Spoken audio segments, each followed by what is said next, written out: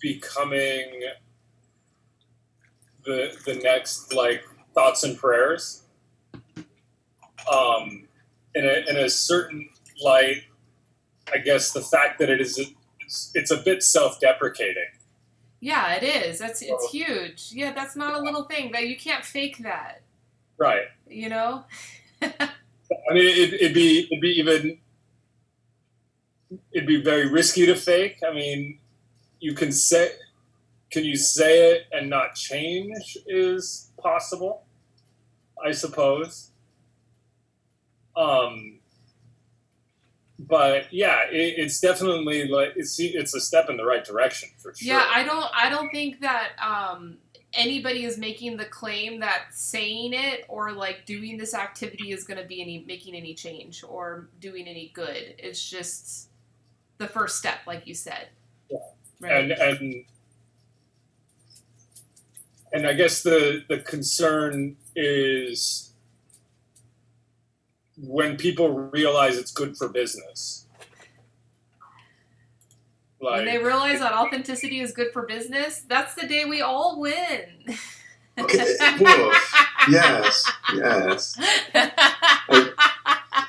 I see where that can be like a crunchy like risk zone of things getting like tilted towards maybe not creating transformative, regenerative vibes, but like I think there is that intersection of where just good long-term business growth and stability meets, again, all those, like, however you want to define those concepts of humanity and et cetera. I think they're both directly supportive of each other in a way that's just been hard to articulate from a finance numbers perspective, that even very short term. Now we can show the benefit and stability of long-term diversity of organizations. And I think the two are going to really dance well together as we develop that language. That was cool. Hi, Jeremy. Always muted. Hey. You came in on a deep conversation. That's great.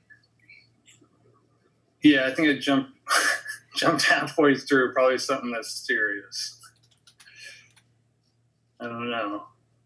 Is there a particular prompt this week, or is it just kind of free flow like normal? Just waxing poetic. I mean, I have some things that I want to talk about, but I mean, we're already naturally talking about them, which is great, you know, so I don't even know if we have to have a prompt. I think people are talking about the things that they need to be talking about right now, so. I'm glad, yeah, it resonates with me, and I think the only thing I'm missing right now is a little more hot water. Got ginger turmeric tea bags from Trader Joe's. I'm going to go get a little bit of refill. Some honey, and be right back. Yeah, get it. So speaking of tea bags, I've been on a tea bag journey over the past couple of weeks, researching and, you know, thinking of some ideas, and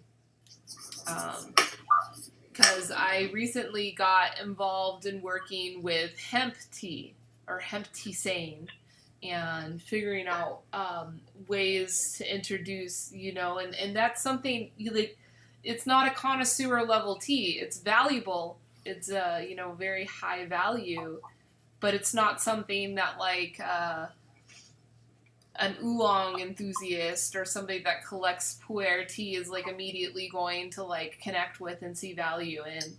But there is value in it, maybe with like a non-tea connoisseur community, which then takes you into the territory of like, well, how are they going to brew it if they're not already tea connoisseurs? And so, you know, the first response is always tea bags. Well, let's just do tea bags. And I did a virtual, like, commercial hemp, industrial hemp conference this past weekend, and there was this woman in Seattle that started a hemp paper company where she takes all of the leftover hemp stocks and hemp materials from the processing of the isolates and stuff, you know, so it's just junk that they usually would just chop up and compost or throw away. And she takes it and she makes paper, and then she makes packaging and cool stuff, you know. I'm like, oh, that's great. How about tea bags?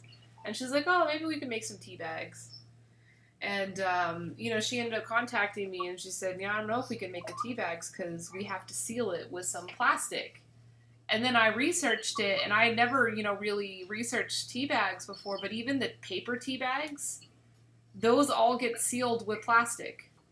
So it's not just like the silky nylon tea bags that are releasing microplastics, it's even the paper tea bags. I didn't know that. But there's hemp plastic. And so that's why I told the lady, I'm like, well, why don't we just like use hemp plastic instead and seal it with the hemp plastic? It's like a bio-based plastic. So there could be some interesting innovations happening, sustainable sources and non-plastic, convenient ways of introducing tea.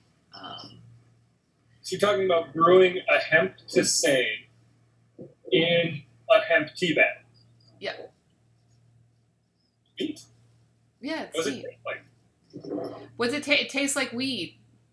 Hey, that's a very polarizing taste, and even more polarizing smells. But And it there's a smells lot- like weed too, and it looks like weed. Look, I got some right here. You can see it. girl, that's just weed.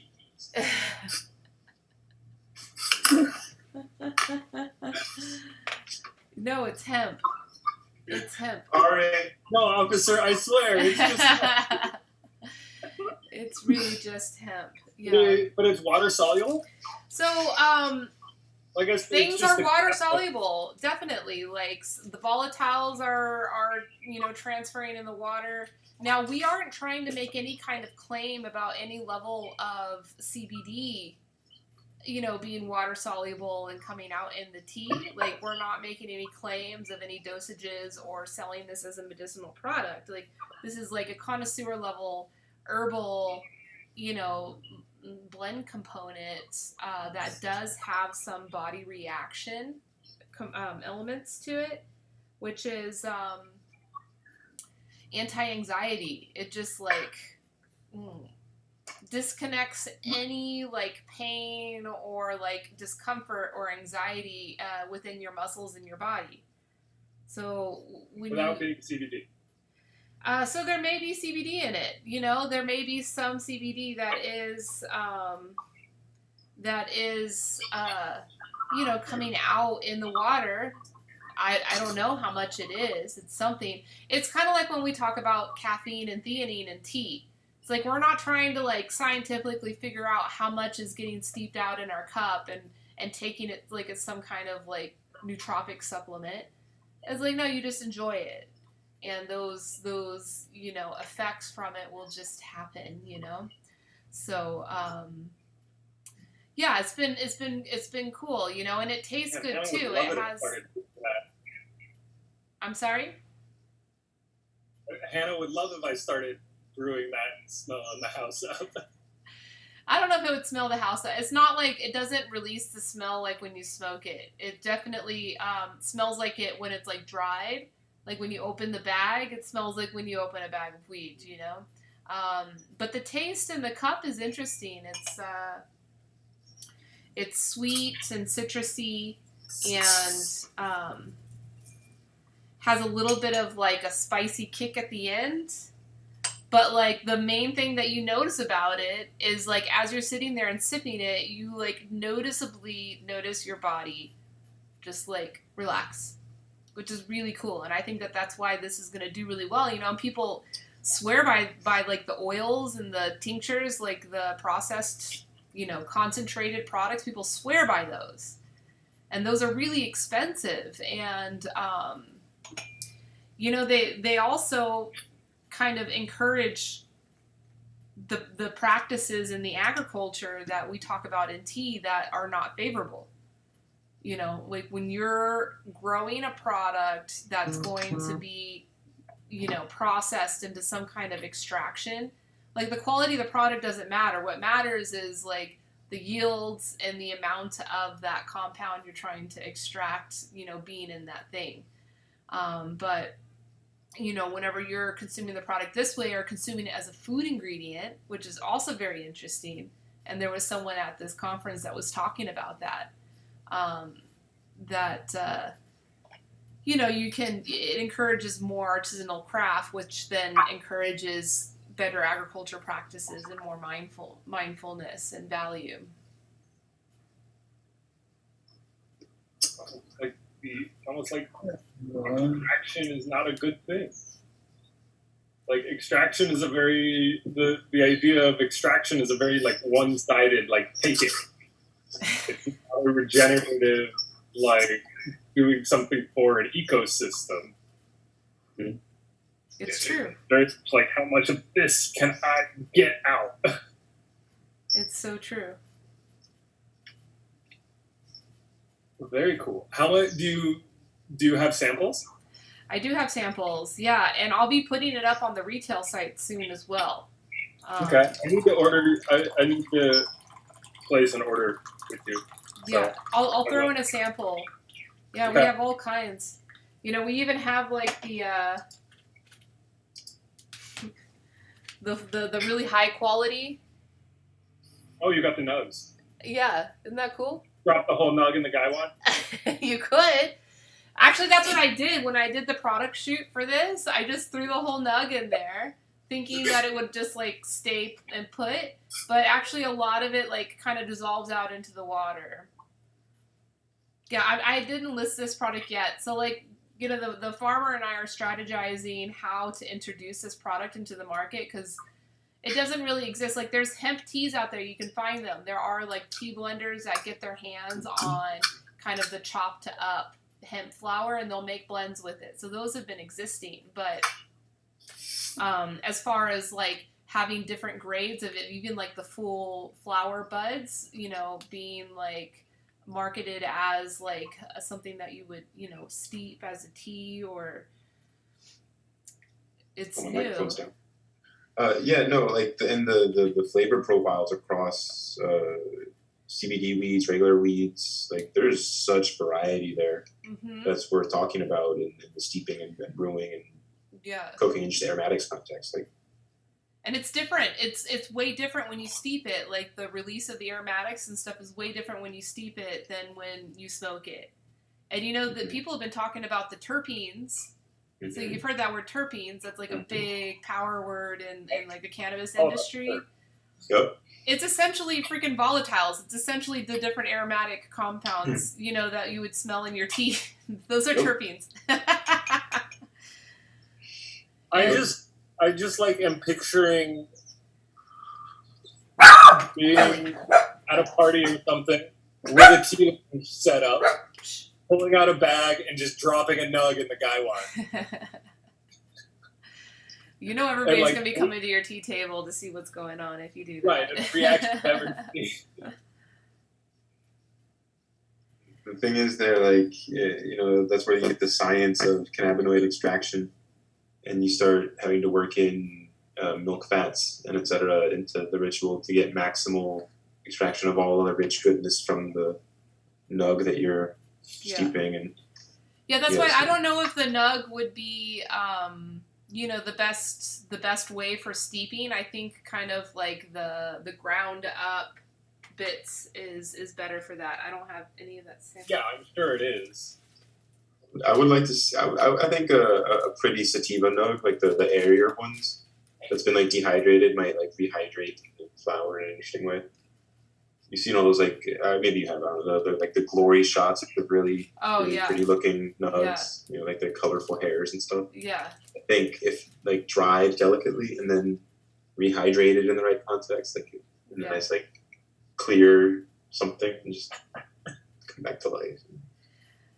Jeremy, what how do you feel about introducing hemp tea to your community?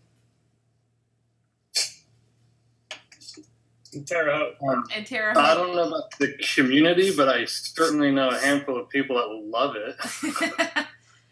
But like, what would it be taboo if you were at the farmers market and just like talking about hemp?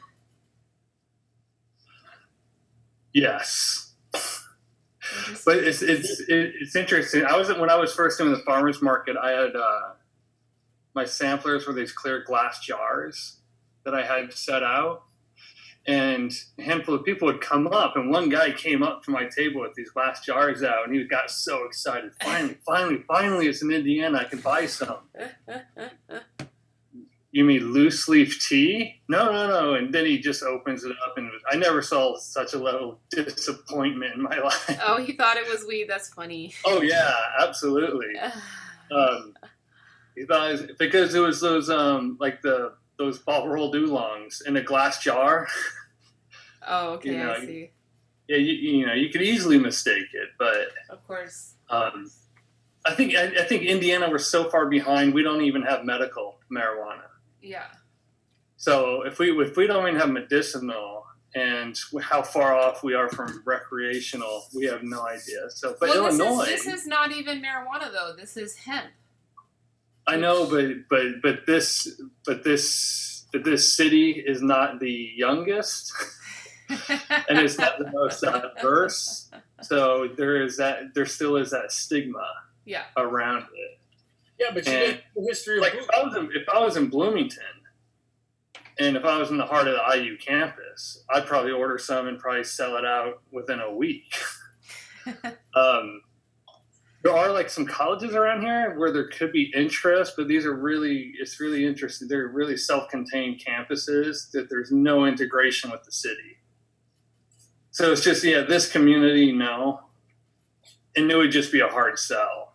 Yeah. Unless I can get my few friends to buy a half pound at a time, which they might be willing to do. You're gonna grow yourself quite the reputation there, Jeremy. Maybe that's it. Maybe that's my new niche. I'll decide this undiscovered demand in Terre Haute. You know, what? It's like all you need is one customer to spread the word. Yeah. One right guy, and suddenly 20 people are calling you up that you've never heard of. I can for see better that. for worse, yeah. But you know what? CBD is here, and it really caught on when there was an independent CBD group that set up its own shop, and it's hugely successful. Oh, well, see, there you go. So there is that. Here in San Diego, there's coffee shops that will do mocktails with a couple extra drops of CBD on top as just an add-on to whatever fruit juice mix they throw out there. Yeah. And it's just print money hand over fist. Yeah. Dang. Our government does that. What's that? Our government does that. Prints money, yeah. I thought you were Well, saying and put drops of CBD into our water supply. That'd be interesting. Preferable to the other stuff. That might do a lot of help for our community. Well, the sketchy part is like you never know like what their CBD drops are. They're just like saying like here plus dollar amount add CBD. There's no like Yeah, so that's why I'm trying to get involved in this and like bringing the actual product and the source of the product and let the grower of that product educate the customers about it. You know, it's a totally new thing for him because he's used to the business. It's, you know, the isolate business is just like huge contracts and just, you know, bulk. yeah, but you know, this journey of him becoming a tea farmer has been interesting, you know, because now it's more about storytelling and educating on the product, and then after going to this conference and seeing that there are others in the end, like this whole conference was like everything industrial hemp other than pharmaceutical. They were like, yeah, the pharmaceutical conversation is had all the time, like the isolate industry, all of these oils and everything, like. And this was building materials, this was food, this was paper, this was biofuels, and even batteries. So they found that like the hempcrete can actually store energy. And the cellulose. Yeah, it's really cool. You know, so I'm really excited about like all of that. You know, and then additionally, we can enjoy it as an agriculture product, as like a connoisseur level, you know, herbal infusion or food ingredient. Okay, what you hit on for me there was the concept of like attaching story to the transaction, or to the product, to the item, right? Coming from the grower, that direct story. I mean, we all know the whole hyper local drive to market specificity. I understand the narrative behind each step along the way. Okay, cool, it's been done, but it's been done in an extractive way that I don't feel is like additive to the whole transaction of the items in hand. So like creating an additive story around the hemp that I get for my CBD that gives me not just quality hemp, not just a hyper local, keep the money in the economy mindset, but also here's the pay it forward that's going on around my hemp. It's just, it really makes like, it helps being a consumer feel less consumery, to be frank. Yeah. I'm just kind of thinking out loud. That's cool. I like that. That should be a new campaign. How to make the consumer less consumery. I like it. Well, it's the truth. Like I sitting here with a ginger turmeric prepackaged, individually wrapped tea bag, and like more honey than is really reasonable. Like there's a lot of privilege in my personal cup of tea, right? Yeah. So like, still there's plenty of beauty reflecting in it, and there's plenty of good that happens because of it. But the more good that can happen while still keeping the tea packets there, the better the whole exchange. And it's all an intertwining story with your product and with the whole value chain of production to consumer deliveries. Tell a good, wholesome story behind it that actually adds value and isn't just being told to entice or to convince or to portray. Like create additive value with your product chain. Definitely. Have you found a hemp farmer that sings to their plants yet?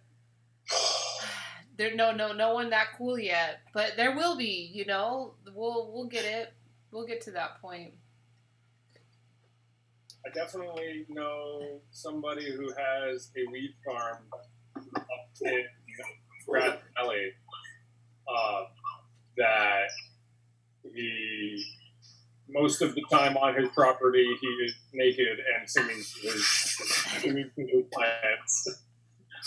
And I can tell you that his weed is fantastic. Right? See, it makes all the difference. Put the love back into it. Hey, so Joe said he wants to join us. This is going to be exciting because Joe is about to embark on a very interesting experience because Sturgis is about to happen. Hi, Joe. What's up? Joe, what's up, dude? What's up, Sam? How we doing? Good. Long time no see. Yeah, it's been a little while. It's been busy around here. That's good. Have For the sure. crowds started to come in for the big event? Yeah. Technically, it starts tomorrow. So, but they're rolling in. Usually about a week in advance, though. There's like this hum in the air, and it's just not here this year. Oh, it's interesting. There's definitely going to be a lot of people, but it's not going to be a normal crowd. It's just not going to be as busy as it would. Mm-hmm. There's no way. So, but yeah, that's my whole week. I start working 12-hour shifts in the cab pretty much the whole time. That starts tomorrow. So, Cab? Driving? yeah, my buddy owns the local taxi company, so that's what my buddy calls my Babylonian job. and then I do obviously tea and herbal wellness as my actual passion. Yeah, we were just talking about herbs. We were talking about hemp herb. I saw that. Hey, quiet guys. Hey, Quiet guys. Sit down. saw the whole. Cool. Awesome. So we don't have to update you on that. No, not too much.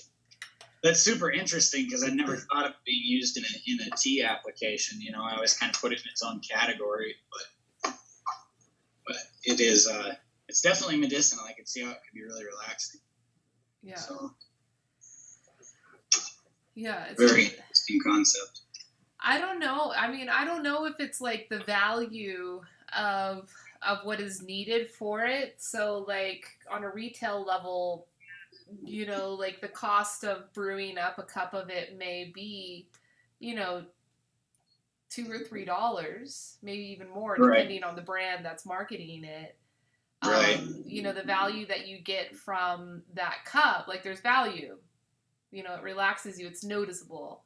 But like, is it worth that much? You know, I think cannabis, a lot of people justify the worth of it through, you know, like it's very noticeable difference. Yeah. You feel Noticeable effect. Well, it's like it doesn't have the, like with coffee, you know what I mean? That's not the most noticeable effect, but it has earned its place, if you will, in the beverage industry. Whereas people are going to be like, what? Putting it in water? What are you talking about? You know? So. Yeah. Well, I mean, for those like mocktails where they're dropping in a couple of drops of oil, like that's also costing the consumer, you know, an extra few bucks. Absolutely. For that experience. So, yeah, I don't know. I'm looking forward to learning about the market and learning about who's going to connect with this type of product. And I honestly think it's not going to all be tea lovers, you know, and so that's why I was like exploring tea bags and, right. You know. Is it a tea that, or can you reinfuse it? Yes, you can. Yeah. I'll sit and refuse it 5 times and get taste out of every single one. So it is something that you can sit with. So it can be marketed also as like a very social. Yeah. Time, like 20, 30 minute brewing session. Exactly. So it's not like grab it and go or drink it right before bed. This is like in the afternoon on a weekend. You can be drunk.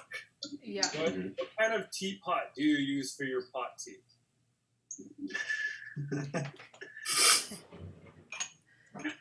I use the bong. That would be rough. Don't worry, I cleaned it. I cleaned it real good. Don't worry. I was gonna say, unless that's clean, that would be probably one of the worst experiences of your tea life. Oh man! Wow. Brutal. I think it's cool, and if you added some milk to it, it'd probably pull some of the cannabinoids out of there. So yeah. Like while steeping. Yeah. Well. Yeah. Yep. Interesting. So, well, it's, you know, all the cannabinoids are fat soluble, so you just throw some sort of oil in there, and it'd bond with that. And I know people that have done. I haven't tried it myself, but I know people that have done, you know, like cannabis tea with milk, and it does have an effect for sure. I mean, I have a vaporizer where the entire vapor path is glass, and so the buildup on it isn't like the typical nasty resin from like smoking. It's actually all just oil. Mm-hmm. And the way that I clean it is I put it in a pot of milk and I simmer it in the milk. And then when I take the glass out, it's like completely clean. And then I use the milk to make hot chocolate, and it like fucks you up. It's like super strong. Yeah. So I definitely believe you could easily take some of that milk, put it in a cup of your Earl Grey or English breakfast, and appropriate the British tea style. Absolutely. With the California hippie. It'd be like a California fog or something. A California fog. Yeah, the San Francisco fog. Yeah, there you go. Yeah, there you go. You need to brand that hot chocolate, bro. Sounds like a good idea. Talk about a retail market. Now you just got to get a whole bunch of these vaporizers and just vape till you drop, and there you go. Yeah, I'll subscribe to that, helping with that business model. Sure. It's actually a trick that I learned from Reddit. Oh, cool. Always that something on useful. On the Vapor X Reddit, they were talking. I was like that. That's where I went to research which vaporizer to buy, and in this, that's how everybody was talking about cleaning it. Genius. I love it. I love it. And I was skeptical, and Hannah thought I was fucking nuts the first time. I've been boiling my 2 glass hours in later, milk. I'm Yeah. like laying on the floor. So it's just like the reclaim from your wax, basically mixed in with milk. That's exactly what it is. You just use you use the you dissolve it in the milk so that Right. it can just clean. Instead of like dissolving it in alcohol, you know what I mean, or whatever you would Yeah. use to clean this. Yeah, that's interesting, man. That flavor would be intense, though, bro. Wow. It's funny because I do it in vanilla milk. Oh, okay. So it's not even like a super fatty milk or anything like that. Right. Yeah. Yeah. If you've ever had can of butter before, man, you know how strong that flavor can get. Yeah. Oh, Oof. yeah. Yeah, that was safe to. At this point, Ooh. I did 90% of what I make my own edibles with a cannabis oil that I had used because I found like Right. I found an ounce of weed like stuffed away in a drawer somewhere. Stuffed it in the instant pot with a cup of coconut oil. And it's just like black. That's awesome, man. I love how cannabis friendly the tea community is. It's beautiful. They pair very well together. They do. I feel like they kind of go, it's that same kind of, it's got the same kind of ambience, you know what I mean? Like passing around a doob, like sitting around the tea table, you know what I mean? Super dig the idea of having like a communal CBD, like intentional space where you sit for 45 minutes to take reinfusions of like a nice artisanal bud that everybody we're here. CBD space, phones off. It's a very appealing way to, yeah, I like that idea. That's awesome. I like that. Phones off. Yeah. I like you say that. I think I'm going to put a basket by my front door. I've been wanting to do this for a while, but like, I'm going to put a basket by my front door for my friends. It's like, put your phone in here when you come into my house because I'm tired of you looking at your phone every 5 minutes while we're sitting here trying to chat and have a good time. You know what I'm saying? Somebody comes over, my phone's my last priority, you know? Then I got a couple of friends who, like, as soon as the conversation lulls or maybe even right in the middle of it, then it's like, looking at their phone, I'm like, bro, come on. Yeah, that's a hard one to break. Yeah, we all do it, myself included. When I hear that Slack sound effect, I'm triggered to attention like a dog. Like, Yeah. Yeah, especially in the citizen Slack, turn that shit off. yeah, no, definitely. So Slack and Discord for the different ones I'm in for all of the above, it's too much. Yeah, I turned all of my cell phone notifications off at this point, and it stays on silent. So like the only way my cell phone gets my attention is if I give it to it. It doesn't get to pull my attention anymore. Same. Mine's always on vibrate or it'd never shut up. So I'll feel it in my pocket, but it definitely won't be like ding, ding, ding, ding in the background. Have you noticed if your communication has dropped? Like, are you forgetting to reply to people, or are people becoming, impatient with you replying immediately to them? No? See? There you go. So turn your notifications off. It's a healing process. I've honestly, I think more than anything, I'm able to like be more present because I'm not like looking at a message and being like, cool, I need to remember to respond to this later. Mm-hmm. Like when I see the message, it's because I'm in a space to respond to it. Yeah. Right. Yeah, very much same. I'll pick up my phone, answer everything on there, and then step away from it for a while. Yeah, so a couple times a day, like I go through and Right. set up my correspondence. Unless I'm like waiting on something specific, and then I'll make an exception for things. Mm-hmm. I forget who it was in our group that drew the distinction between phones as distraction versus sitting at a terminal to actual get stuff done and interact and execute intent. Mm-hmm. So much of the stuff I think I should be doing on my phone doesn't need to be done on my phone. I don't need that in my pocket. It's just it's an excuse for a distraction more than an avenue to actually get anything done more efficiently. Yeah, definitely. Actually, I think I just posted this the other day on Facebook, but there's a Pascal quote that he says, all of humanity's problems stem from the fact they can't sit quietly in a room alone. And that's what our cell phones are. They're preventing us from doing that, because anytime we're alone or the conversation lulls or you're in a waiting room or something. I was just in the clinic yesterday, and everybody that's in there waiting in line is just like glued to their phone. There's no conversation. There's nothing going on. It's weird, man. We Well, if can't. you're the person sitting in the chair looking around, like seeing what everybody else is doing, then you're the weirdo. Yeah, exactly. I just been staring at me,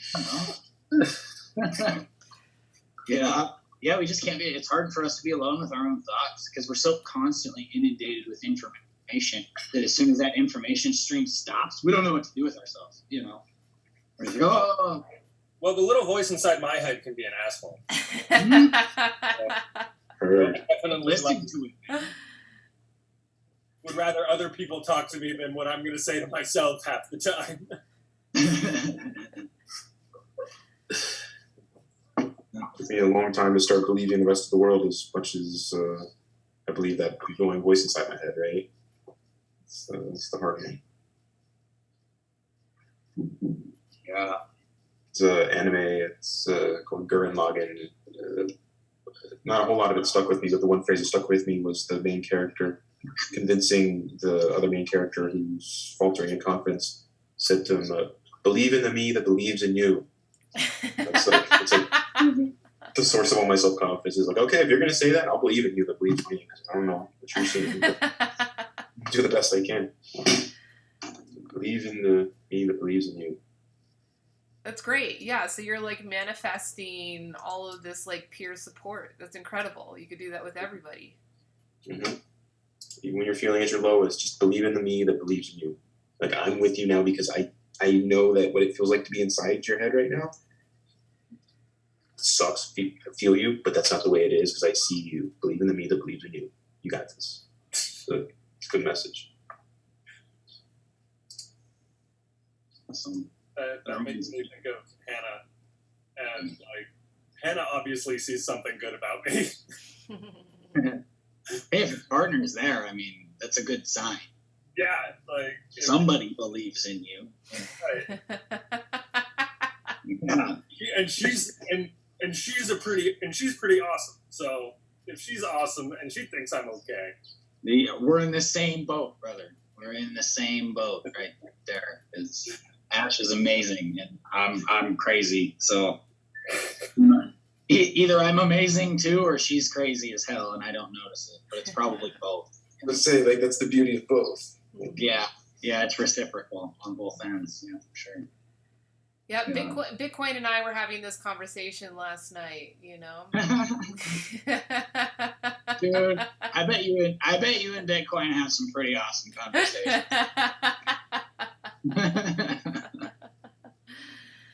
Yeah, that's who I've got. If he believes in me, I can do anything. Right. No, one of my favorite musicians, they were talking in their most recent podcast, or not the most recent one, but one of the recent ones. And basically he was talking about like take care of yourself as if you were your own child. And that kind of changes your whole perspective on things, you know what I mean? Like treat yourself as if you were your firstborn child, and like how much energy and confidence and love and compassion and all that stuff you put into that kid. Treat yourself like that. And man, that'll make you look at yourself a whole lot different. For sure. Mm-hmm. Definitely felt.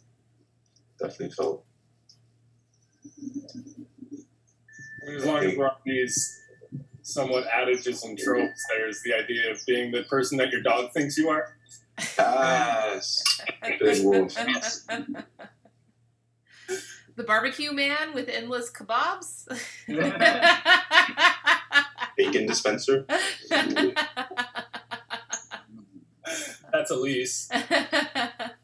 Oh, is it bacon you need? I got you. I've seen Here the you stuff go. you Here you put- go. I got some bacon for you. I've seen the stuff you cook, Bitcoin.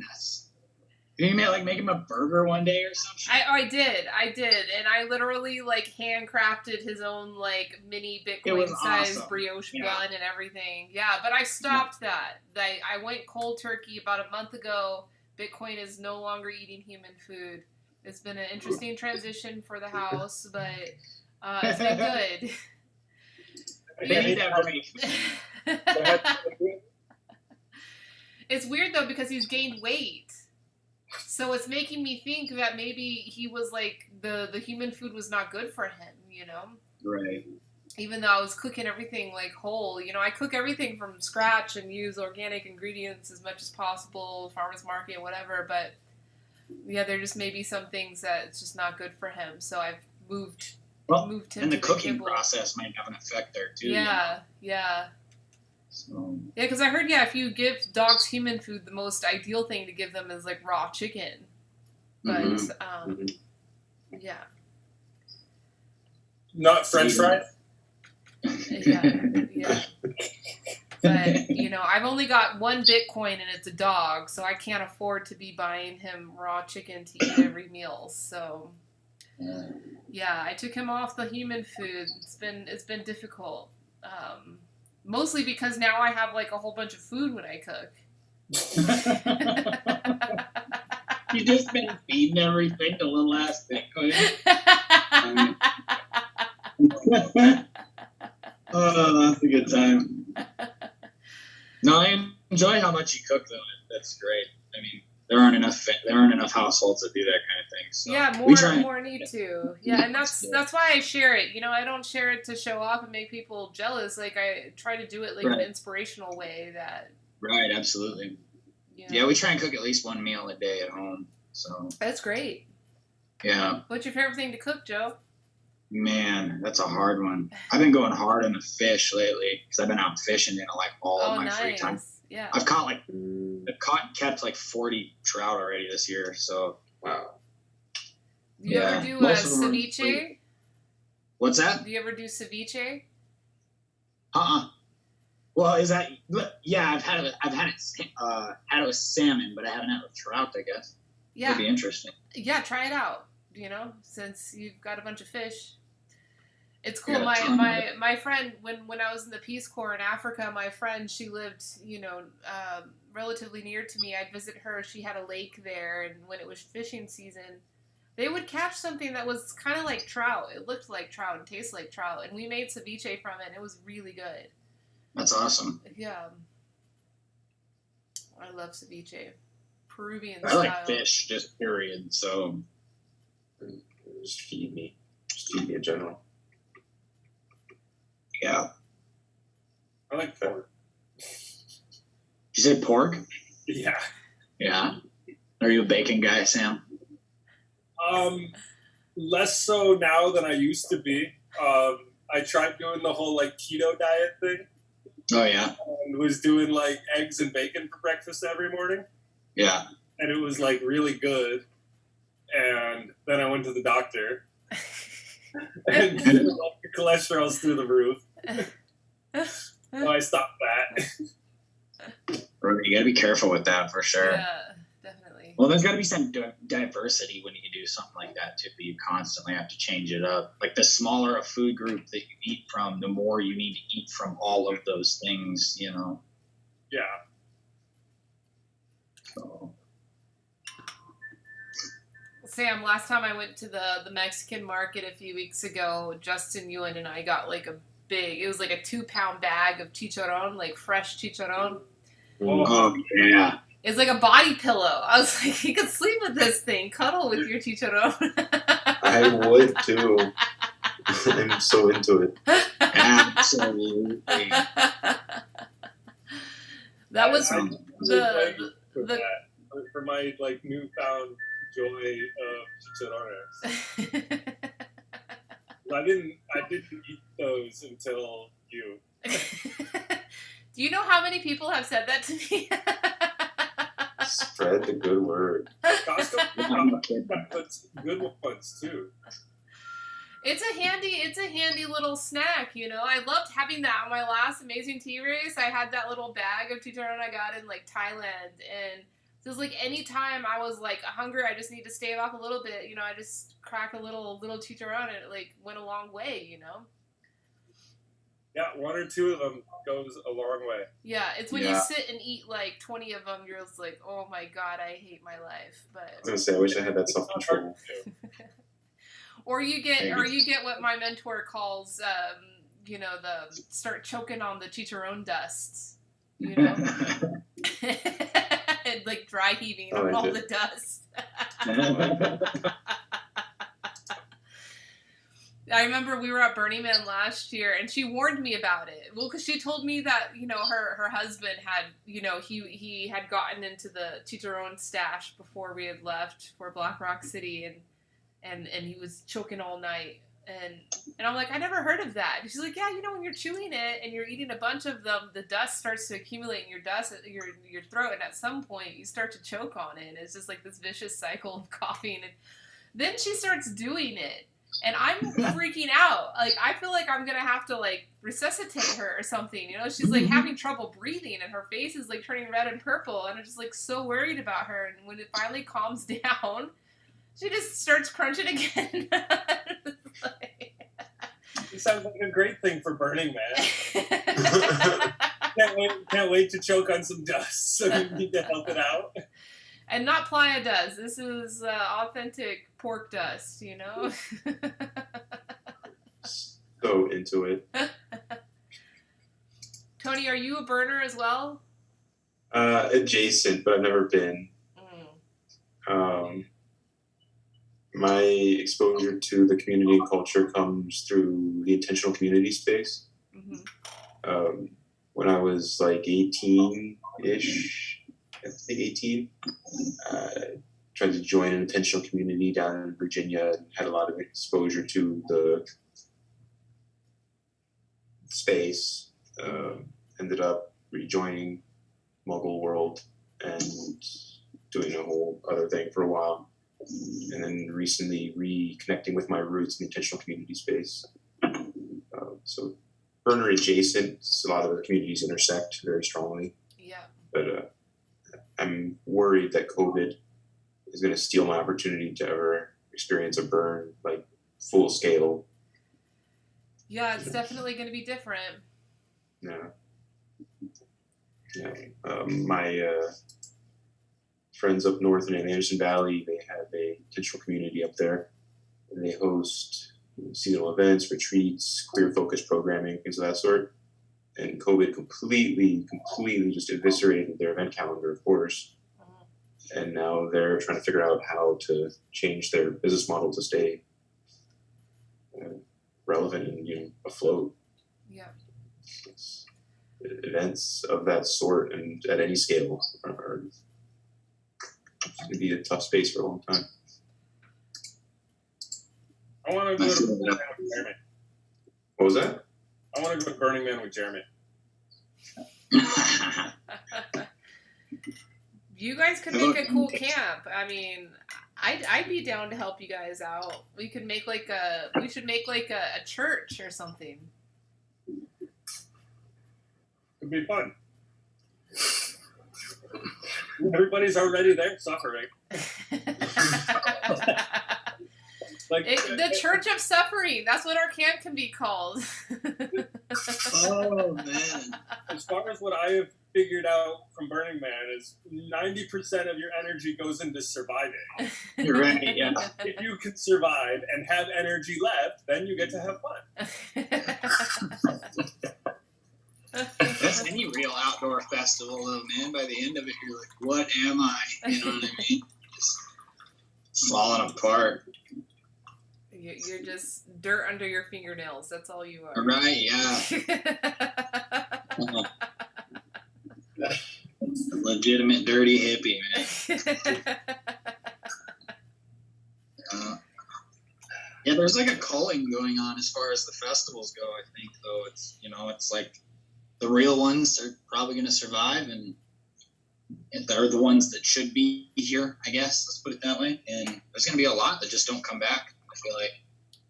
Well, the intention and the gatherings will still happen. They may be happening on a smaller scale and more fragmented, Right. which is better anyway, Right, it's more potent that way. Mhm. I completely agree. Mm-hmm. It's better that way. Mm-hmm. Because when you get, like 100,000 people all together in one spot, it's just madness, Mm-hmm. The energy is there. It becomes very volatile in certain ways. I mean, it's great, it's powerful, but not when it's not directed. And I think that's where we're at with our festivals. It's just like, let's just go party. You know what I mean? It's just everybody going crazy all at once. When you get a smaller group of people together, you can all have that kind of like same intention going into it. And it becomes more of a sacred ceremony than a party, Mm-hmm. Mm-hmm. Mm-hmm. Yeah, but I mean, the big ones are definitely like my gateway. That I wouldn't have gone to Lightning in a Bottle had I not gone to Coachella. I wouldn't have gone to Symbiosis had I not gone to Lightning in a Bottle. I wouldn't have discovered tea had I not gone to Symbiosis. I wouldn't have met Elise had I not done that. Like, so. They're saying Coachella led you to this moment right here. Yeah. So at a certain level, like, I don't want Coachella to die, but. Oh, I don't think it will. Well, everything has to expire eventually anyway. Right. You know Yeah. what I mean? That's the best way to look at it. If it's its time, it's its time. If it's not, then great, be grateful. If it is, then great, be grateful, Be grateful you get to go at all. Doors close, other doors will open. Right, absolutely. Or maybe a window or something. Yeah, yeah. Yeah, I you think peek that's in the true. window first. Yeah.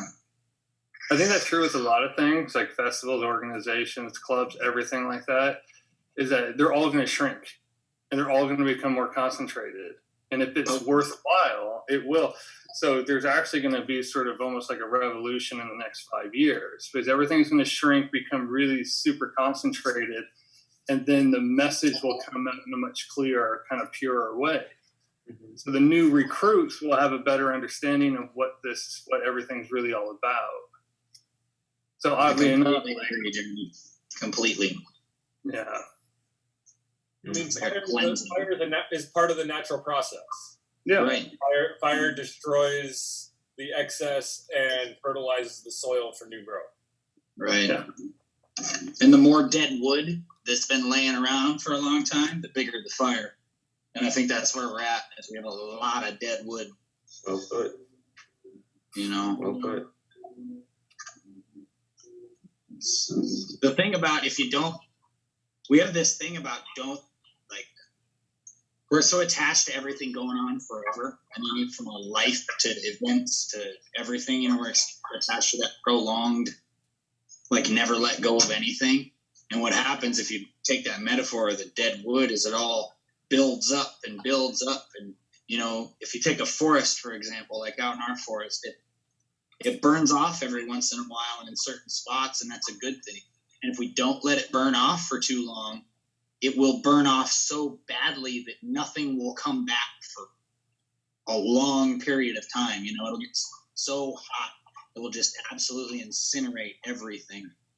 And so we need to intentionally burn things off and be okay with it so that it's a small fire. Things can grow back out of the ashes. Yeah. But this isn't exactly a kind of a controlled burn. No, it's not.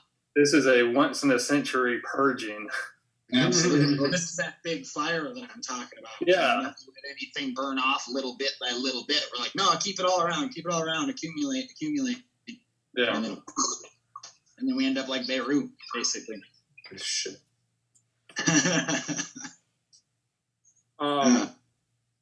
Yes, Jordan is, yes, you knew exactly what I was talking about. That is awesome. Yeah, a friend of mine introduced that concept to me. Yes, beautiful. That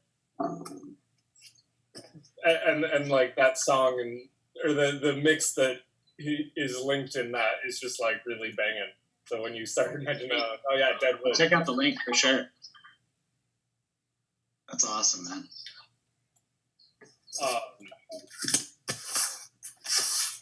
Yeah, it's been very strong in my consciousness lately.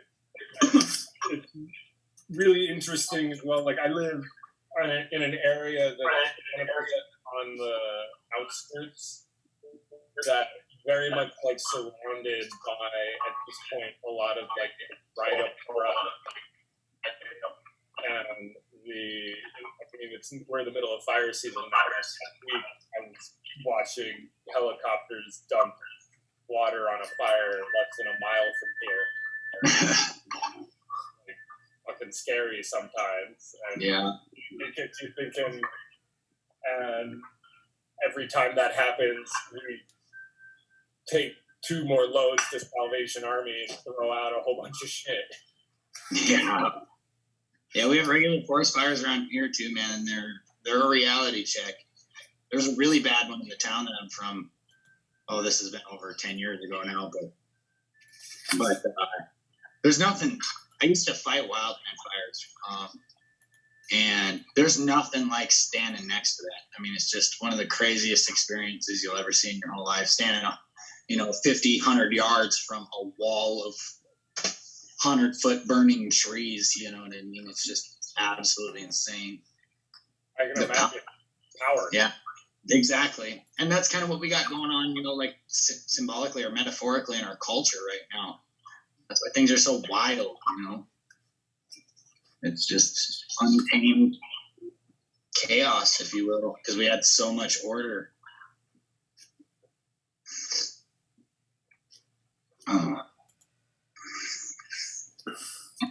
Hey, so Sam, how are the fires around you right now? I think last time we talked, you were saying that there was, some action. I mean, last week there was. Hang on. Last week, You see, Oh, yeah. you see that White House and then the rocks up behind it. Yeah. Yeah. If you might not be able to see it, but like those rocks, especially on the left side, are all covered with fire retardant. That whole hillside, most of that hillside burned last week. Damn. And, So everything's just all pink, basically. yeah. And then like we were not super concerned about that like coming our direction, but we were concerned about like that field right out there. Yeah. Catching some ash or something. That's Right. the biggest concern. Yeah, those spot fires can just turn into whole new fires themselves. So it was last Friday. Was not the most fun. It was very noisy. Crazy, man. But so far so good. Yeah.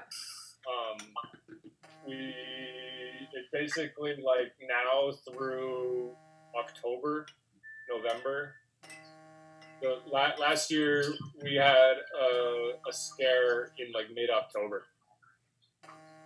That's about fire season for us too. So Fortunately it hasn't been very windy. Winds will probably kick up more next month, and even though the heat will die down, winds are really the problem. So Vegas for the past 3 days has been extremely hazy, and someone was saying that's like fire. It's from the fires. So I don't know where those fires are coming from, but I mean it looks kind of hazy where you are too. Is it still pretty hazy around there, or is that just full clear sun? it's got to still be smoking out there. Yeah, for the most part, we're actually having a really nice day. Like I'm sitting nice. out here because it's only like in the low 80s. Oh, lucky you. We're at like Only 113. Only in the low 80s, man. That's, dude. We've had like thanks. a run of like really nice weather the last few days, and I'm like, I'm gonna sit outside and have tea because I haven't done that in months, and I'm not gonna get to do it for months. Yeah, no, it's hot today. I think we're at like 113 or something like that. Oh my God. Dude, 85 is a hot day around here. You know what I mean, we do break 100, and we usually break 100 at least a couple of times a year, but at like 75, I'm like, all right, chill out, and then come 85, I'm like cranky and don't want to be outside. I'm not that guy, so. No, it says it's 81 here, and it looks like the whole next week is just gonna be like in the upper 80s up to low 90s. That it's actually like that's really nice. Yeah, that does sound nice. The You guys are crazy. if you're I sitting just got back from Moab, so I'm just smoking out there. I remember when I was growing up in the Mojave Desert, I'd rather have dry heat over anything. Mm-hmm. I'd rather have 113 with zero humidity than like 90 with 90% humidity. oh, for sure. Oh, wait, There's no absolutely. way. So it's the Midwest is really deceiving. Oh, it's nice. It's 80 degrees outside, and you go outside and like your shirt just sticks to you Yeah. before you even reach your car. Yeah, it was a That's whole how the different eastern side of South Dakota is too, but Yeah. in the Black Hills, we're like in like Great Plains territory, so it's super arid out here. It's super dry.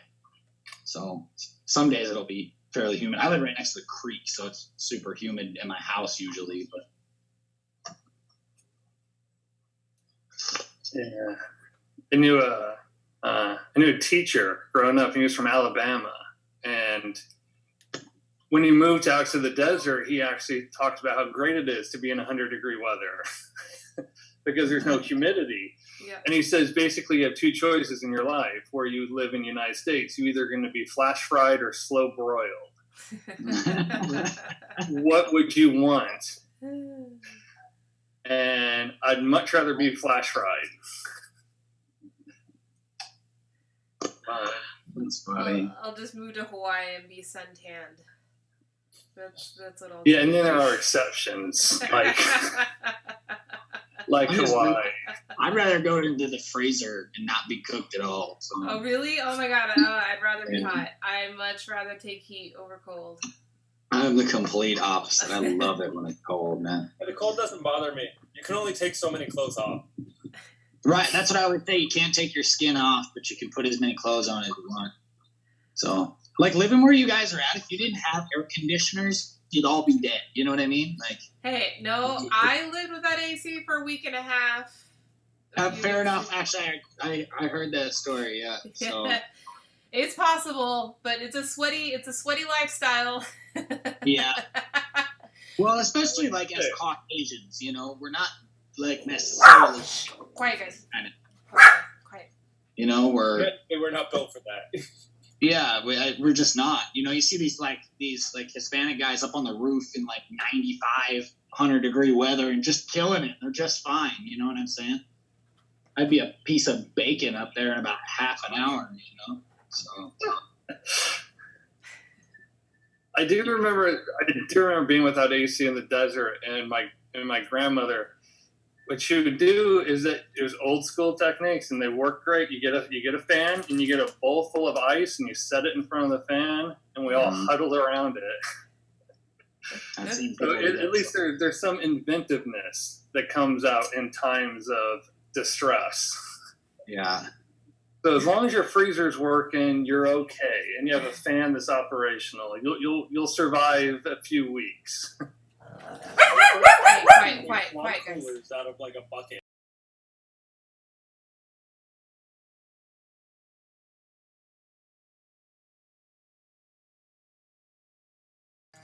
Low air through it, and it's like it is cool. It helps, yeah, for sure. And it's just like having moist air moving that's not hot.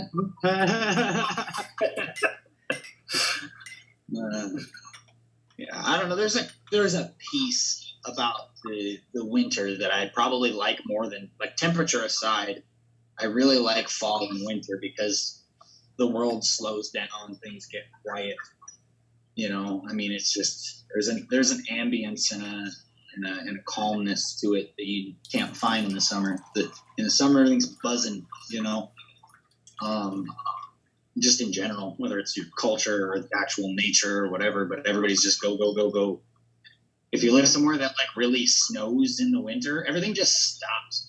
Nobody's doing anything. We're spending time at home with our family, cooking food. Go outside and there's no noise. Peaceful. And then there's the one guy standing out there while it's snowing and he's tending his barbecue. I'm pretty much that guy, man. That would be me too. Yeah, I'll step out there in like my shorts and my wife beater, you know, and my neighbors are like, "What are you doing?" I'm like, my, 80-degree house, 70-degree house is right behind me. I'm fine. Like I can handle being out in the 10-degree weather for a minute, so I can just walk right back in. People are like, "What are you doing? You're crazy." I'm like, my house is right there. I'm good. I'm just getting that, I like that transition when you walk in from smoking hot and into your air conditioned house and you're like, or the other way around. Cold plunge. What's that? Cold plunge. Yeah. Get out of the spa and jump in the freezing cold pool. Yep. It's like, it's so refreshing and alive and feeling. Absolutely. Yeah. I remember being in Vegas when I was younger, and you get, it's like I got so nauseous and lightheaded walking down the strip because this is like high summer, so it's like 120, and then you can see the vapor rising off the asphalt. Yep. But the problem is how parts of the strips are designed is they move you in and out of casinos. But every time you walk into a casino, you get that cold blast and you're in 70 degrees. Yeah. And you exit out the casino, you're at 120. So you spend an hour going from 120 to 70, it's like body shock the whole way. And by the time you make it halfway down the strip, you're about ready to pass out. Yeah. Well, a lot of people, they get colds here because of that. Tourists, when they visit here, because of the AC and non-AC, they get colds. Yeah, I can see that. And now It's not the circulated coronavirus there? Yeah, now they're getting COVID. It's straight up just COVID time now. Dude, it's so I was crazy. gonna say The Motley Fool put out an article yesterday where they broke down the numbers, the timeline of Vegas's shutdown, and then layered the numbers of our spikes and everything on top of that. And it's just it's ridiculous that our casinos are open. The other day, our governor did an announcement to update us that there's no changes. We're still in the same phase 2 or whatever they call it. Which just means that bars are closed. That's all. Indoor dining works. The casinos are all open, but bars are closed. Bars inside a casino are closed, but you can still sit at the slot machine and order drinks. There's still cocktail waitresses going around. And then the governor was someone asked about what would be the tipping point, what is his measure of when it's time to shut down the casinos, and he totally evaded the question. So it's very obvious that there's no intention to close the casinos. And then we're wide open here, so. But our casinos are so big and they house thousands and thousands of people, and people fly in from all over the world, especially California and Arizona, which are, very active locations now. Mm-hmm. And then the governor goes on to say, he evades the question, and then he goes on to say, it's these family gatherings that's causing the problem. Family of 12 people get together, and if one of them has it, then they're all going to get infected. And I'm like, are you kidding me? Honestly, I don't know for sure, but I'm pretty certain that the Sturgis Rally is going to be the biggest human gathering since it is. The whole shutdown. Oh, for sure. Yeah, I think even internationally, not even just in the United States. Yeah, in the world. Yeah, yeah. Absolutely. That's so cool. That's so cool. Isn't that You're right wild, there, Joe, driving taxi. Yeah.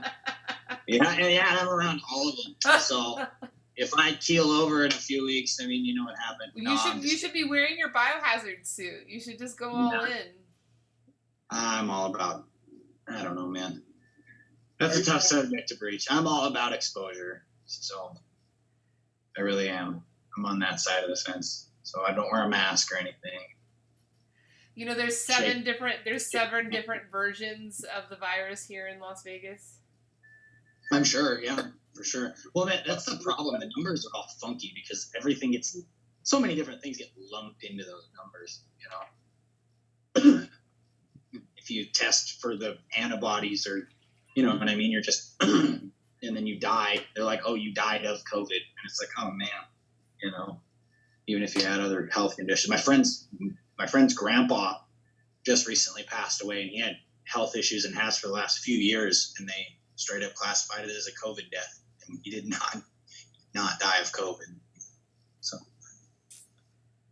it's sketchy, man. Sure. But it'll be an interesting deal. They're putting like sanitizing stations downtown as if that's gonna matter. You know what I'm saying? Like you walk downtown and you're just covered in human body fluid, you know? Like there's no getting away from it, you know what I mean? Pick it up. There's like 50,000 people downtown. Saturn's ring. Like, spin it. Guys, I'm going to pass off host to Elise. I have to run. I have a 3:30 that I need to jump into, but the room is still totally active, so continue, enjoy. Joe, I don't know what happened to Tony. I think it sounds like his phone rang or something. Okay. Not 100% sure. He'll be back. But Joe, it was great to see you. Absolutely same, brother. It's good seeing you, man. Stay safe. That is the plan. Safe enough. Stay healthy. Yeah, absolutely.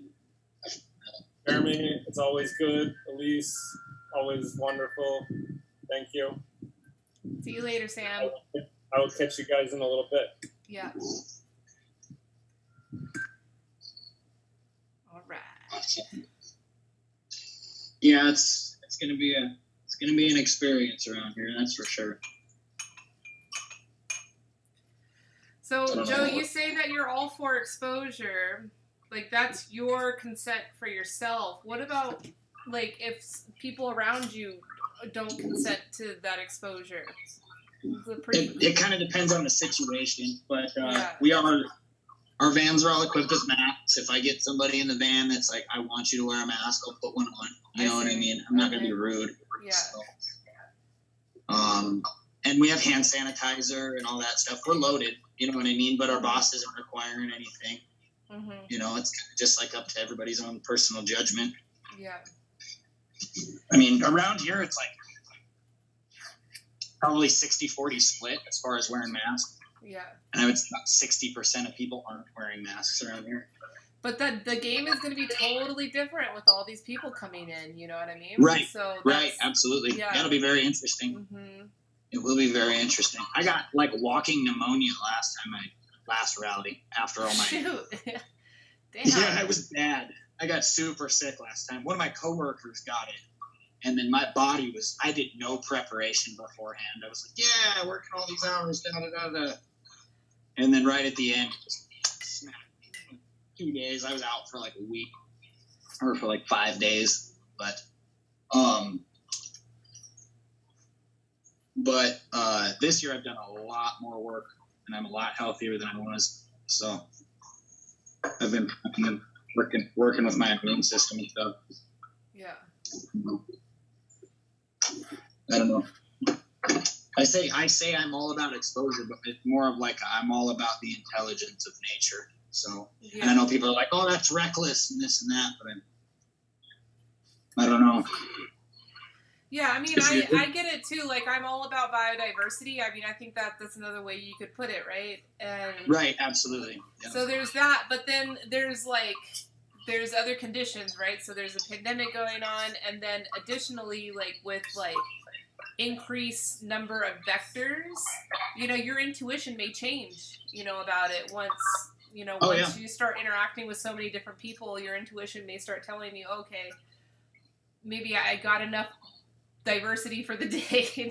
Right, absolutely. Well, and it'll be go home, take a shower, like Yeah. clean yourself up, take some good immune herbs, like eat well, eat fresh, that kind of stuff. It's really up to me. Yeah.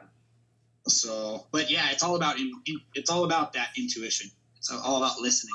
Mm-hmm. Yeah. If you presume something to be concretely true, then you are also assuming that it can't change. And I don't believe in doing that.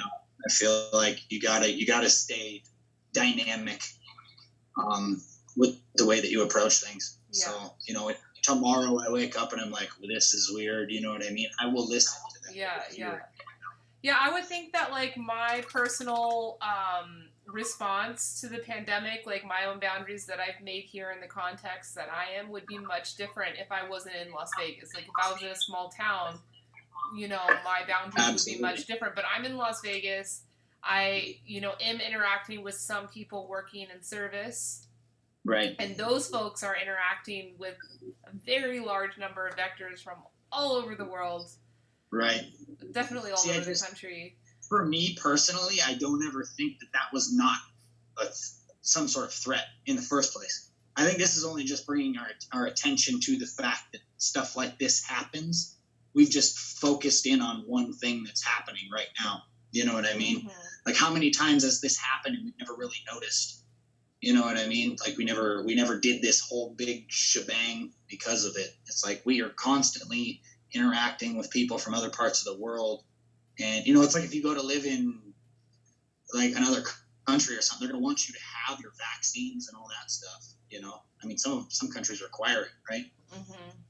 And it's kind of the same thing, we're constantly interacting with, especially in places like where you live and where I live, where it's a big tourist community. You're dealing with people from all over the world constantly. Mm-hmm.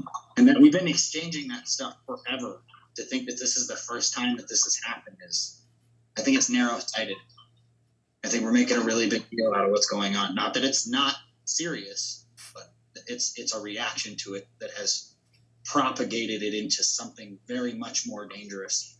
And we're also damn afraid of everything, So, I don't know. It's a touchy subject for most people. Yeah.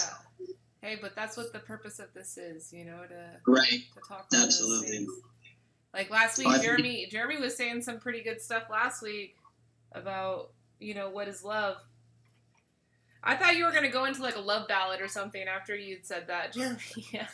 I think there is one. Actually, I was listening in on that one. Yeah, that was good stuff. I was like, White Snake? Is that who that was? That's the hair band that sang that song. That's no, awesome. but yeah, we're like living in a time where people are afraid to love each other. Absolutely. Well, I think we're confused on what love actually is. I think love is more of a sense of respect and almost like awe than it is this possessive romantic attachment that we associate with that word, or like I love you. You know what I'm saying? It's like this very clingy kind of like that's what we associate with the word love. But I think it's much more of when you really love somebody and you step back and look at them, you're just like, wow. That's all you can think. That's all your brain does. You're just like, oh wow, like this is an amazing feeling. And I feel like that's true love right there. And it's the same way for yourself. It's the same way for other people. It's the same way for nature. The same way for the tea experience. Just staying that sense of wonder and awe at the amazingness of this whole deal. I feel like that's what love really is, and I feel like we're disconnected from that. We see it as romance. We've done that for centuries now. Yeah. I think you were on the right track earlier when you were talking about seeing yourself as your own child. Yeah. Because essentially it's like when you love someone, you want the best for them. Right. No matter what it is. no matter. It's because, so what that means is that love is not always, love can be harsh, and love can be sometimes come across as rude and insensitive. But if your intention is right and if your motives are right, then it can, it is love. Right. Because what everyone always goes, you always go back to you always go back to the golden rule, right? Treat your neighbor like yourself. Absolutely. But there's multiple. It was said in many different ways. But the one I like the most is it translates as whatsoever you want people do to you, you do to them. And what that does is force you to actually think about, what do I want? And when people really think about what they want people in their lives to do the best for them. They want to be surrounded by people who are always helping them, people who are always loving them, people who are always, searching out the best way to help them. So that's the person you have to be for everybody else. Right. Yeah. To the point of where you're not just pleasing everybody, but you're encouraging them. Yeah. And it's hard because a lot of people skip over that first step. You really have to ask yourself, what do you want? Like, who is the person you want to be? Yeah. And everybody will say the same, because last week we kind of talked a little bit about how the one thing everybody hates is to be used. Yeah. I thought that is to be betrayed. That was the way that I interpreted it in my head. Yeah. And that's it. So basically you are a benefit to everybody else because that's the people that you want in your life. So you have to become that person. Yeah. You want people who tell you the truth. But that involves a lot of stuff. That's a lot of introspection. It's a lot of dealing with yourself, which I don't think a lot of people want to do, or that they don't have the energy or the courage to actually. I think it's courage. I really do. Yeah. To actually look at yourself and not be afraid of saying, man, I'm not a good person. I'm doing this wrong. It's a courage that few people, I think it's a courage that more and more people are lacking. To actually not be afraid to look at yourself and not see what you want. Absolutely. Yeah, that's it. It takes a lot of. It goes back to that whole, spending time in a room by yourself, alone, in the quiet. People don't like doing that. They don't like hearing that. What comes up when there's not stuff coming in, and that stuff. That's what you need to sit with. That's what tells you what you want. Me and my lady always say, "How much is enough?" That's kind of the same. Like, what do you want? How much is enough? Like, what it actually is your definition of a full, worthwhile life? Not a happy one. I don't mean that. I mean a worthwhile. Yeah. That takes some real introspection, like you said. Yeah. Because at some point, because no one's perfect, which means that at some point you're going to have to look at yourself and be horribly disappointed. Yes. And that'll be the best moment of your life. Oh yeah. See, step one, you got to come to that realization. Step two is now you got to work on it. Yeah. Absolutely. Well, I look at it like humility comes first, and admitting all that. And then comes like acceptance or forgiveness, if you will. So you have to be okay with it. You know what I mean? You can admit all your problems, but if you're not okay with them, you're gonna fall apart. You know what I mean? You're gonna hang it up. Yeah. You know what I'm saying?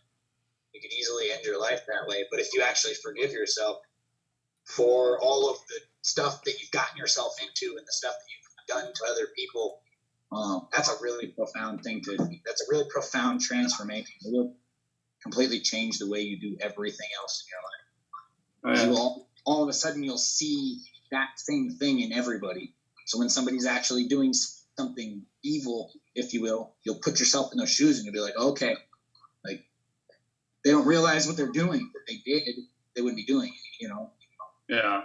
So I've done enough bad stuff in my life, to never Yeah. forgive myself ever for it, but doing it makes a big difference. And I think almost every time when you're prepared to sort of do that work, everyone's going to find out that you can't do it yourself. Right. You're going to need other people. Oh yeah, And absolutely. Yeah. And so it's a whole lot of steps. It's courage, it's humility, it's vulnerability, it's selflessness. And you don't see it. It's there. It's not like it's completely absent. It's just we're not seeing it. I think we're seeing it less and less. I feel like like we weren't in a position to see it in the first place, and now things have gotten so bad that we're actually seeing it one by one. But it's a slow process. One of my favorite artists says it's happening all at once, but one by one. So we're not seeing this big movement of everybody getting together and like self-reflection and that kind of thing. It's one person at a time. You know what I mean? Yeah. It won't ever be this big group because that's not what it's supposed to be. It's not supposed to be this big movement. You don't do it with a million people of like, I'm going to work on myself. You know what I'm saying? That's not working on yourself. So it's like we're looking for that big, massive, like, movement of, or like, community of people doing the right thing. But I don't think that's how it works. I think it's just a one at a time sort of thing. So you're going to see, 3 people in your life, your entire life, working on that stuff. Yeah. 3 new people at every moment in your life. You're just going to be like, wow, cool. Yeah. And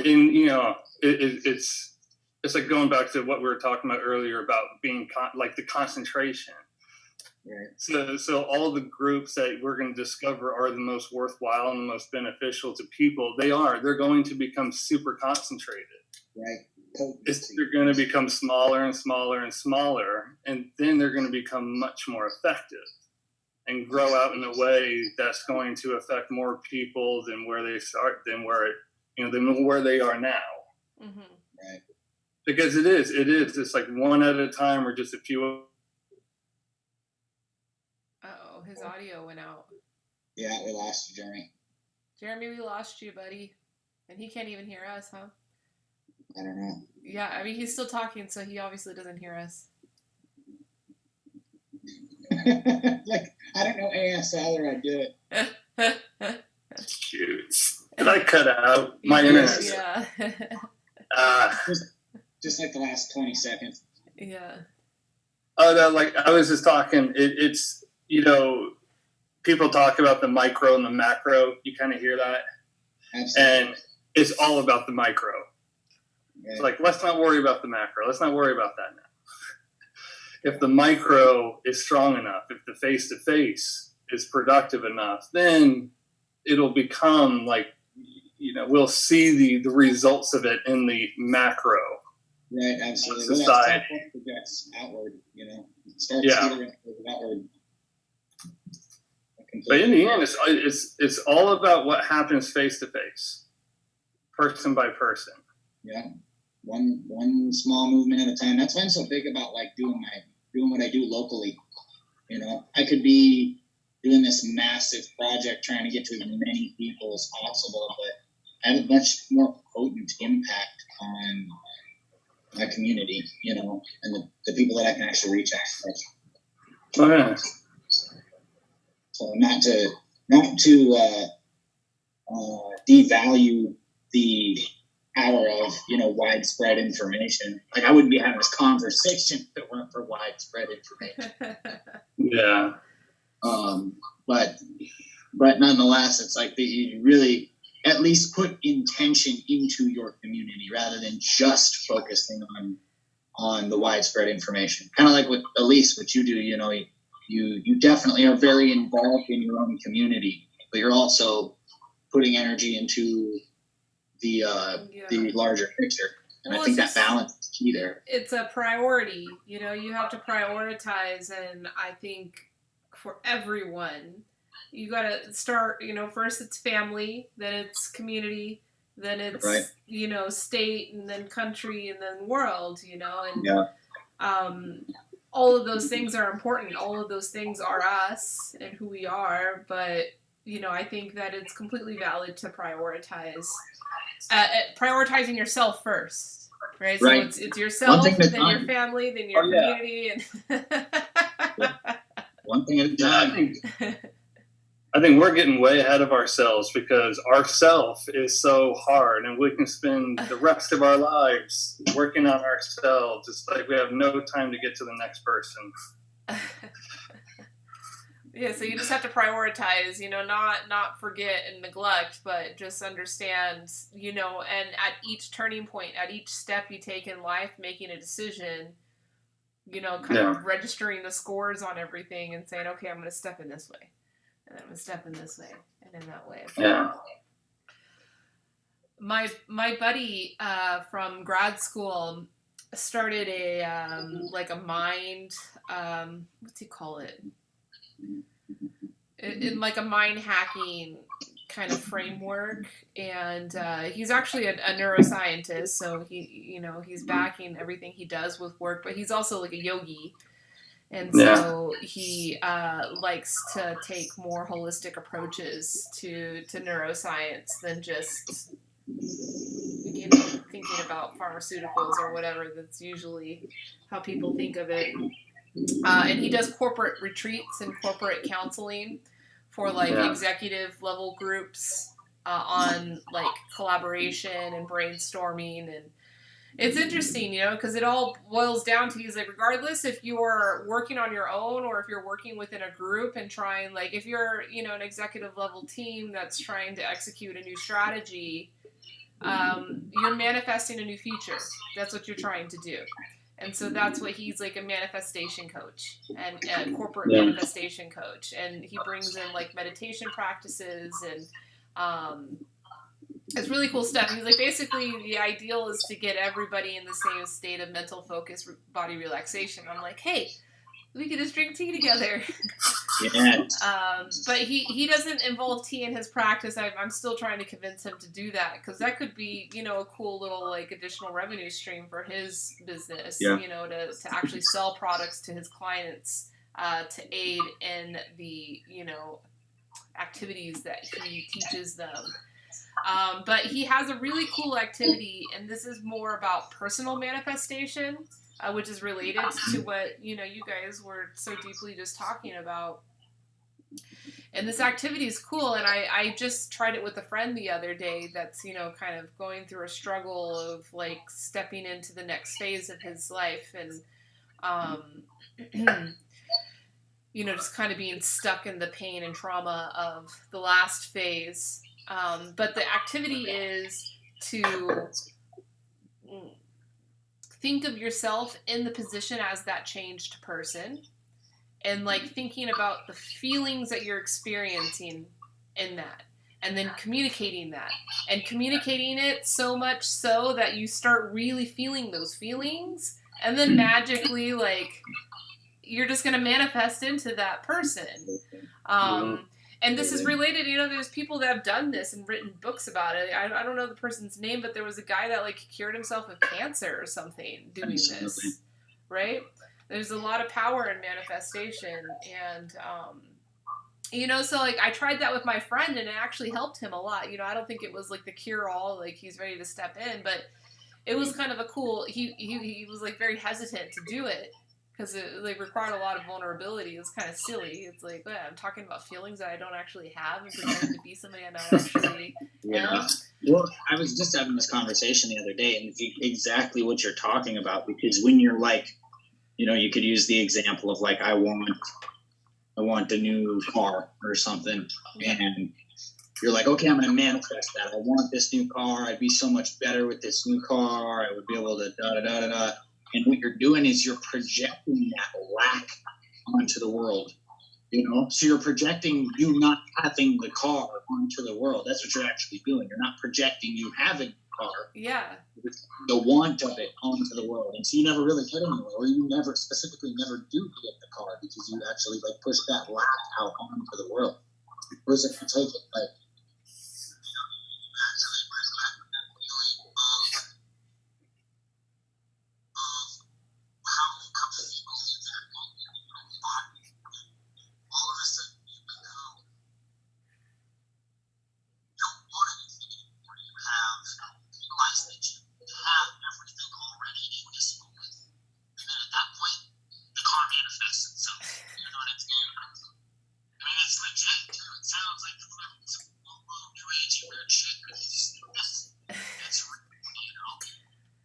Yeah, that's pretty magical. Exactly what you talked about. Hmm. Project how you find the actual fullness of like what is enough. Like we were talking, like what Jeremy was saying. What do you want? You know, figure that out and then embody it. Yeah. Don't just, like want it forever. Yeah. You know. Yeah. Yeah. So yeah, I guess one activity for embodying it is focusing on the feelings. Like, what Right, will you absolutely. feel like? Like, not like, what is it going to be like? What is your car going to look like? And not Right. those kind of details. Like, what are you feeling? Yes. And talk about those feelings. Like, imagine yourself in that place. Your car is right here. You're looking at it. You're about to go in for your first drive. Like, what do you feel like? And, like, focus on that and Right. make those feelings your own feelings. And then, you know, you're much more prone Right. Well, to then you already manifest. have the feeling of having the new car, and all of a sudden you don't want the new car anymore, and then the car manifests itself. You know what I mean? It won't like happen overnight. Obviously, in the instance of a car, you know what I'm saying. But you realize that you're already full. You already have everything you need. You know, you have all of that potential with you right here, right now. You're not wanting anymore. You don't feel like there's this big hole in the middle. You know, you're actually like, wow, it's ridiculous. I think there are some people who do that, but they don't think big enough, and they have to kind of be walked through Right. it. Like a lot of people want a car. Well, Right? Yeah. and like I want to, and then you know it could be a younger man. I want to be a car to impress a woman. Okay, well, why do you want that? And then you kind of work through it, and here's like what the kid realizes that he wants a family. He wants a life and children. So suddenly that aim went from a car to, you know, being a father and a husband. Right. You know, suddenly that bigger aim, that manifestation, because it could oddly be when you're looking at a car and all you're feeling is the stress of payments. Right. Yeah. You know, like you could be thinking of stress, but when you look past that and you manifest your life out further and further, there Right. could be sort of a sense of peace with the most level of responsibility you have. Mm-hmm. That full So potential. it's like, you know, yeah, you can start small, but what do you really want? Yeah, what is that actually? It's a symptom of some deeper longing, if you will. Yeah, and you could go even further. Like a family, like a wife and kids, and it's like, well, why do you want a wife and kids? Because you want to be valued. Well, why don't you do that for yourself? You know, and it's just you know, the light comes on at that point. It's like, whoa, I can do that for me. You know? Yeah. Yeah, I totally get it, man. That's beautiful. Well, All right, kids- ma'am. Well, my phone's about to die. So Yeah. No, we're at 2 hours. I think we're good. This has been a nice convo. It's been good to catch up with you guys. absolutely same. Yeah, I've I been would kind be- of taking a break from doing this. I'm actually setting up a new studio in my tea room, so probably next time we connect, I'll be tuning in from the tea room. But Sweet. yeah, I just like allowed myself to take a break for like a week, and it's been nice. That's beautiful. Absolutely, that self-care. Absolutely. Yeah. Not to say I'm not working still, but just taking a break from doing these things. But yeah, catching up with you guys on Thursdays is always a special treat. So Absolutely, Grateful same. for it. Yeah, and I'll be lost in the shadow for yeah, like, good luck to week and a you. half, so Good luck to you. yeah, absolutely. I'll take the blessings. I appreciate that. So All right, it'll be Jeremy. interesting. Yeah, Jeremy, I got a funny Indiana meme I've got to share with you. I'll text it to you. All right. Yeah, I can see this is probably going to be good. We're just too easy to meme, aren't we? I don't get it. Maybe you can educate me on what it means. I just saw it and I'm like, oh, that's funny. It's making fun of Indiana. I want to know more about that. There's like an inside joke there that you don't get. Yeah, for sure. Yeah, there probably is. Yeah, something about Indiana being dangerous, which I don't understand, but I'll share the meme with you. Maybe you'll get it. All right. So, All right, guys. Well, have a great weekend. Hope you have beautiful You as weather. well. And You too. yeah, Joe, be safe. stay man. safe, everybody. Yeah. All right. Yeah.